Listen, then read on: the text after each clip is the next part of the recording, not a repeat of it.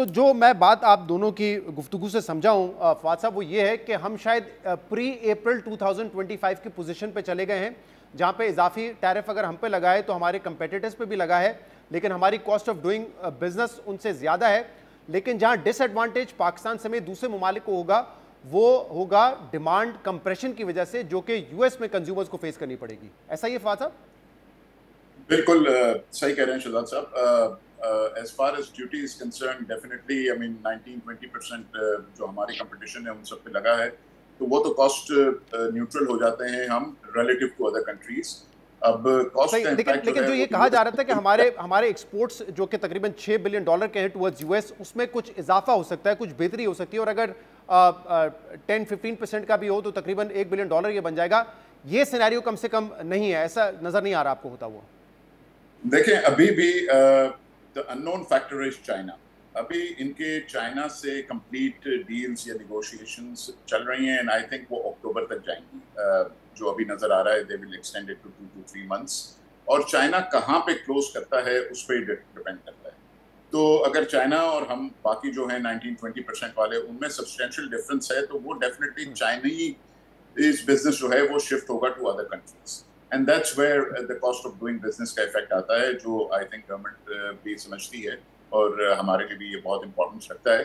तब जाके हमें क्लियर पोजीशन पता चलेगी कि हमारी एक्सपोर्ट बढ़ सकती है या नहीं। At this point with relative to other countries हमें लग रहा है कि ये कॉस्ट न्यूट्रल है। डिमांड सप्रेशन जरूर आएगी, और इन द लॉन्ग रन अगर देखा जाए तो it is going to be a little difficult for US, because what is happened now कि थोड़ा सा trust level between other countries and US जो है वो डेफिनेटली खराब हुआ है। अब दूसरे जो रीजन्स हैं जैसे ईयू है या दूसरी जो काउंसिल्स हैं जैसे ब्रिक्स है, वो अब अपना काम शुरू करेंगी आपस में। There will be far more trade between those countries themselves. There will be trade between BRICS and EU also now. So और US currency पे भी pressure आएगा, because now people will be, I mean these countries will be now promoting their own currencies like Chinese yuan या EU currency. So ये सारी चीजें जो हैं, अब ये second round चलेगा और हमें देखने होगा कि I mean how these countries come to terms with it, या ये चीजें शुरू हो जाती हैं और ये ट्रेड ज्यादा इन इफेक्ट आ जाता है।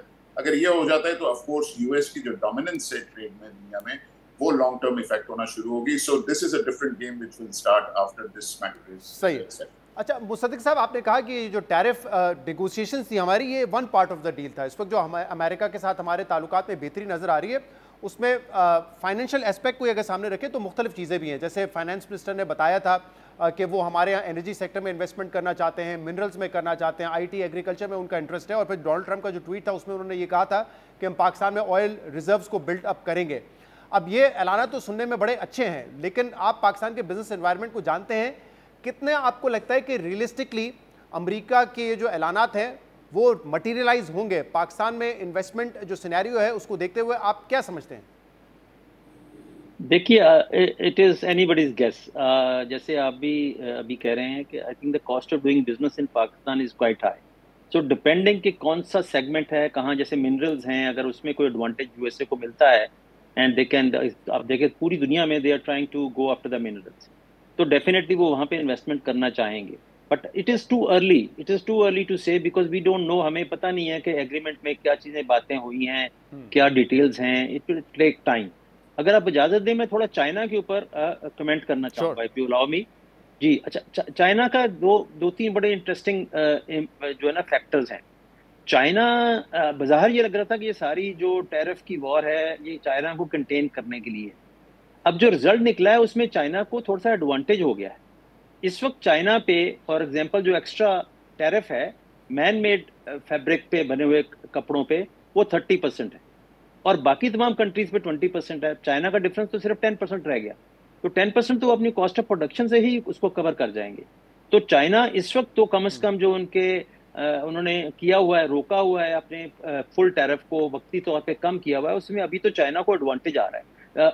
दूसरी चीज ये है कि चाइना से, जैसे फवाद साहब ने कहा, कि देखना पड़ेगा कि कहाँ कितना बिजनेस शिफ्ट होता है। उस बिजनेस के पाकिस्तान में शिफ्ट होने के चांसेस इसलिए बहुत कम है कि चाइना में बहुत ज्यादा बिजनेस जो है वो कॉटन नहीं है, वो मैन मेड फाइबर्स पे है या उनके ब्लेंड्स पे है, और पाकिस्तान में उनकी अवेलेबिलिटी बहुत कम है। और इसमें हमें देखना पड़ेगा कि जो रूल्स ऑफ ओरिजिन तय होते हैं हमारे एग्रीमेंट में वो क्या होते हैं, उसमें कितनी वैल्यू एडिशन की कोई कंडीशन लगाई जाती है, या इंपोर्टेड जो फाइबर्स हैं या यार्न्स हैं उनको यूज करने पे पाबंदी लगाई जाती है। तो that is also going to impact our cost of production and our ability. आखिरी चीज चाइना के बारे में ये है कि आपको शायद आपके इल्म में हो कि Interloop has a subsidiary in China, we manufacture in China as well. तो मुझे थोड़ा सा अंदाजा है कि वहाँ क्या हो रहा है। अब वहाँ पे जो हमारी अपनी सब्सिडरी है, what we are trying to do is कि हम उनकी जो सारी यूएस की जितनी वहाँ से हम एक्सपोर्ट करते थे उसको हम डाइवर्ट करने की कोशिश कर रहे हैं towards Europe. We are trying to win over more European customers. इसका मतलब ये है कि चाइनीज कंपनीज, अगर हमारी छोटी सी वहाँ कंपनी जो है वो यूरोप के पीछे जा रही है तो बाकी कंपनीज भी यही कर रही होंगी। सो द जैसे फवाद साहब ने कहा, the competition in Europe for countries like Pakistan is going to intensify, क्योंकि पहले हमें जीएसपी का एडवांटेज था, वो अभी भी है, मगर वो 8 या 10% का एडवांटेज है। अगर चाइना को यूएसए में डिफिकल्टी आएगी तो they will definitely go and try to win over customers in Europe. तो that is going to also. तो अभी ये चीजें बहुत सारी फ्लूइड हैं, ठीक, कुछ महीने लगेंगे इसको सेटल होने में। बहुत बहुत शुक्रिया।